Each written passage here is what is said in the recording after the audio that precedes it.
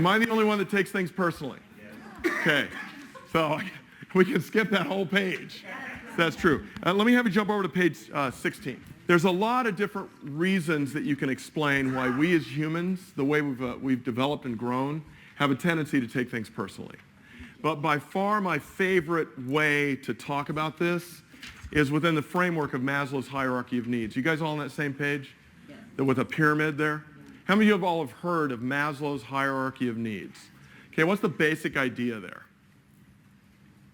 Once you get the shelter and basic stuff covered, then you can go to... Okay, once you get the basic and the shelter stuff covered, you can kind of move up the ladder to other things. Social needs, self-esteem needs, and the other more ethereal stuff, right? But if you're struggling to survive on a daily basis, or you're struggling to get enough food on the table, you really can't pay attention to those levels of needs, right? So first level of need, I would say, is survival. Second level of need, I would say, is safety. Would you guys agree with that?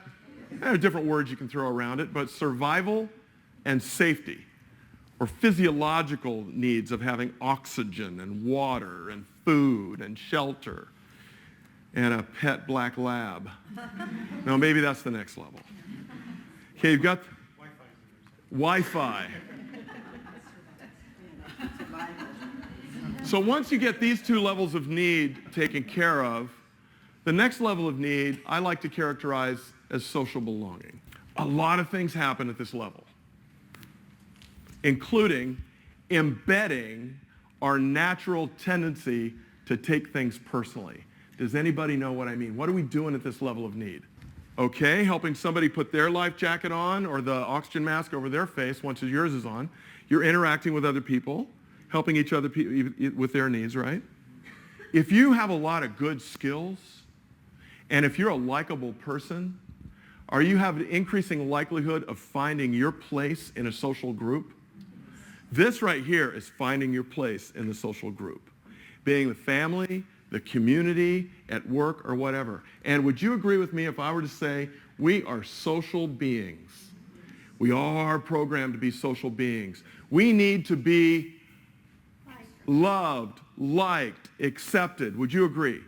And it's at this level of need that we get that. It's at this level, the third level of Maslow's hierarchy, that we get that need fulfilled. Does that make sense? Yes. So it's important to us at that level to do the things we need to do, to have the skills we need to have the characteristics we need to have to be likable. You see where I'm going? Next level of need, what is it?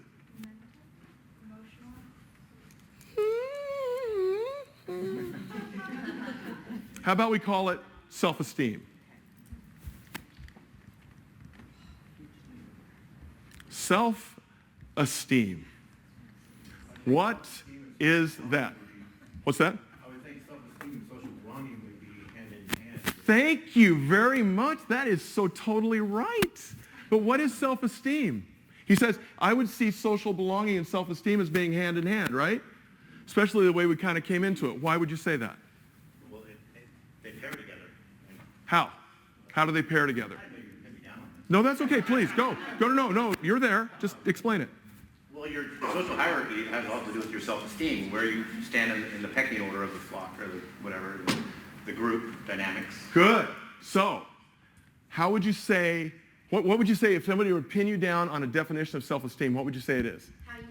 How you feel about yourself. How you feel about yourself. How you value. How you perceive your value. And would you agree with me that most human beings now, having come off the foundation of social belonging, having done the things they need to do developmentally, skill-wise and personality-wise to be accepted, would you agree with me that sometimes people feel really good about themselves and sometimes people feel really bad about themselves? What do you think defines how most people, maybe not you, maybe you're more evolved, but how do you think most people decide how to feel really good about themselves? How other people, the feedback and the mirrors they get from the outside world. When that's really good, they feel great about themselves. When that's really bad, they feel they haven't changed. They're doing the same things. They have the same skills. They're doing the same things in life, but sometimes they feel really valuable, and sometimes they feel worthless. Should that be true? No. What's the problem? It's what How you interact with others, it's that mirror. And if you're having a bad experience with somebody else, it comes back to yourself. So, do we need to kind of break this apart a little bit? Because is it important when you don't have good social skills? Is it important when you're in the workplace or in a relationship with your spouse or your kids? Is it important when you're not doing the right things? Is that important information for you to have? How many of y'all would say a resounding yes? Should that determine your personal value? No. Everybody a resounding no. That's the problem. Because of the way we've socially developed as human beings and the importance that we've placed on being accepted by a social group, that becomes the evaluator and our report card for self-esteem. And it's relative. When we're getting a lot of social good feedback, we feel great about ourselves, and when we don't get good feedback, we're not feeling great of ourselves, and that is a big fat lie. At that level, next to self-esteem, please write this, if you agree. A human being cannot be valued. Or, write it this way. A human being's value is infinite. So stop trying to measure. So it's really super important at this point in the class that you're very, very clear about what I'm saying. Am I saying that I don't want you to get feedback from people about how good or bad you're doing? Is that still important to get? Is it important to have discussions with your spouse about how your relationship's going? Is it important to have discussions with your clients and with people you're working with about how things are going? What's the problem? What are the cords we need to cut? How we interpret it and how that affects how we feel about ourselves in terms of our value. That's what we need to cut. And when we cut those cords, folks, that's when we can make the jump where most people don't make. This is where we can make the jump up to the top level of Maslow's hierarchy, which is self-actualization. But only when we cut those cords can we get there. The question should be, how do we make this jump from valuing other people based on how socially acceptable they are, valuing ourselves, going up and down and riding this up and down wave of sometimes feeling euphoric, sometimes feeling horrible? Because you know what? Here's the thing.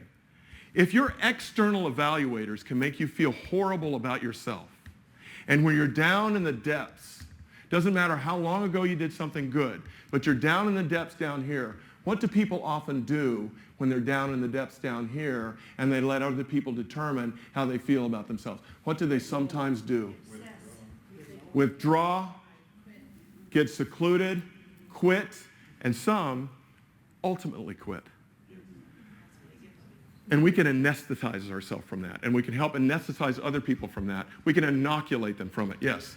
One of the guy that told me years back when I was in college and I was so affected by what people thought of me and such, and he says, and I'll always remember it, he says, Jolie, it's none of your business what they think about you. There you go. Everybody say that. Give her a big round of applause, first of all. Jolie, say that again. It's none of my business what people think about me. Yeah. And when that negative comes, I'm so affected by it. And he says, Jolie, that's none of your business. So at the level, I just need to parse it just a little bit. At the level of you feeling valuable as a person, I completely agree with that. But is it still important to get feedback as to how well you're doing with relationships and stuff? Absolutely. Very, very good. That was excellent. You guys see where I'm going there? It's kind of a little bit of a tightrope we have to walk on that issue, but you guys get it. Okay, now, a couple of thoughts about self-actualization. I think the best way to get there, I think the best way to start the journey there is to, first of all, define your core values. What are you all about? Who are you?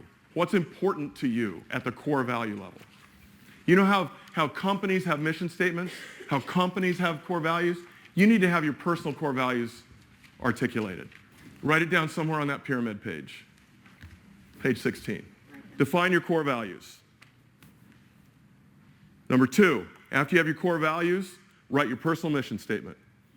Here's what I'm all about. You guys, if you pick up that article, Leadership That Gets Results by Daniel Goleman, this is a guy that studied emotional intelligence. Here's what he said.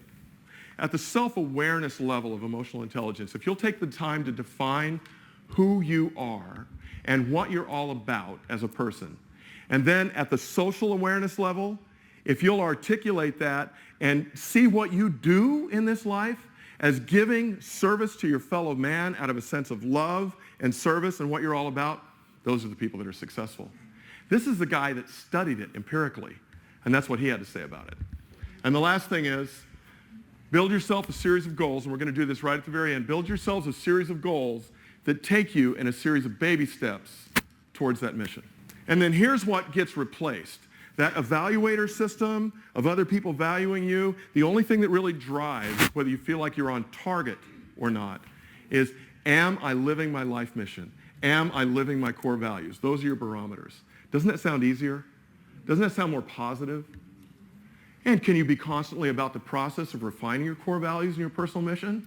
You know you can, as things get clearer to you.